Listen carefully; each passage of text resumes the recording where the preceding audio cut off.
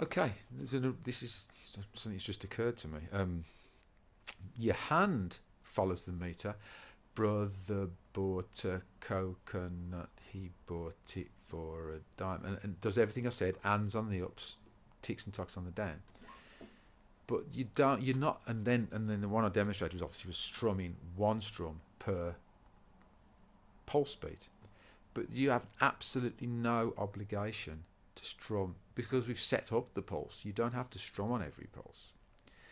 Now, after this, I'll try and maybe give you some more formal ideas how we can break that down. But it gets quite tricky quite quickly. But if you think about, if you just, what I'd rather you try and do is go, we've got the first line, brother bought a coconut, he bought it for a dime. Now, even though there's a word on every one, what you can do is you can decide which parts of the word to emphasize by putting a strum and missing out parts of the word.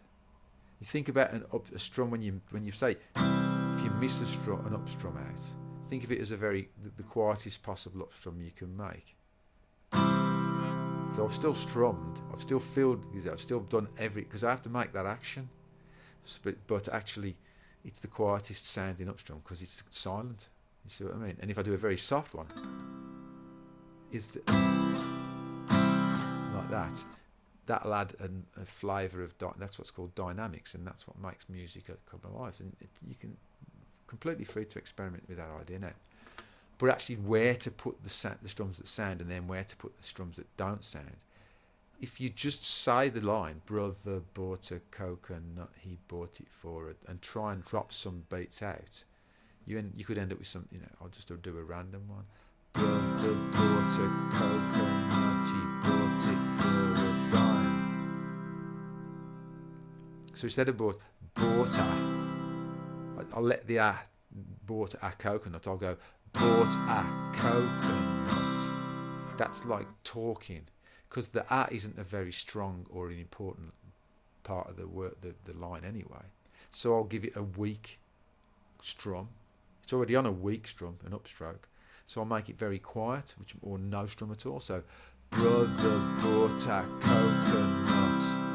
Now we've got like a repeating pattern, which is you could actually take that and repeat it by going, brother bought a coconut, he bought it for a dime. His sister had another one, she paid it for a line. Da da da, da da da, da da da. And it comes from the rhythm of the language gives you a repeating pattern. But that's boring.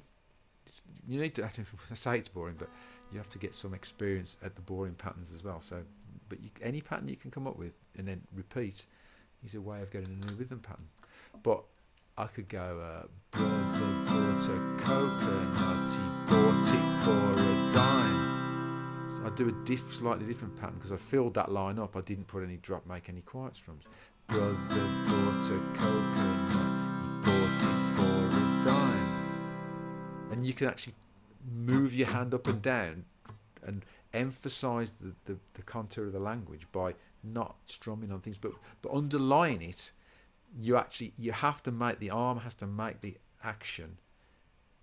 It has to make all of the pulse beats. It has to do all it. So it has to go tick and tock and tock and tock and tick and tock and tock. Never varies. All your motions. So the pulse actually governs your action, the action of your arm. Tick and tock and tock and tock and tick. And I just drop strums out. So I go, brother bought a coconut, he bought it for a dime. His sister had another one, she paid it for a line.